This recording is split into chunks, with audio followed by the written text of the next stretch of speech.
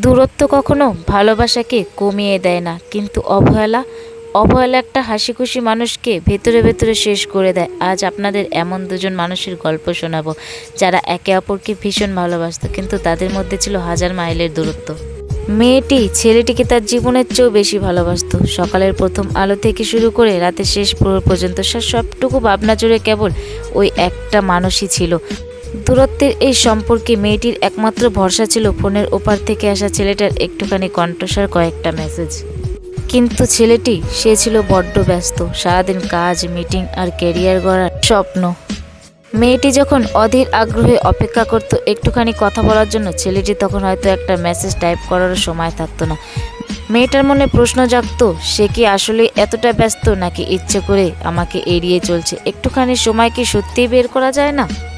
অভিযোগ মেয়েটি করতো না তা নয়, মাঝে মাঝে যখন খুব কষ্ট হতো সে রাগ করতো, কাঁদতো, বলতো তুমি বদলে গেছো। কিন্তু ছেলেটি প্রতিবারই শান্ত গলায় বলতো, আমি তো এগুলো আমাদের ভবিষ্যতের জন্যই করছি, একটু বোঝার চেষ্টা করো। মেয়েটি চুপ হয়ে যেত। সে ভাবতো সত্যিই তো ছেলেটা তার জন্যই খাটছে। ভালোবাসা তো বিশ্বাসেরই নাম। আর মেয়েটা সব সময় ভাবতো ছেলেটা তাকে সত্যিই ভালোবাসে তো, নাকি সবই অভিনয়।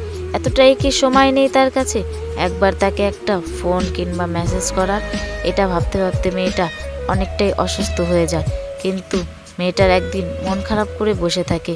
সে ভাবছিল ছেলেটা হয়তো একবার হলেও ফোন করবে, কিন্তু মেয়েটা বারবার ফোনটা দেখছে, বারবার চেক করছে, কিন্তু সেই ফোনটা আর এলো না কখনোই।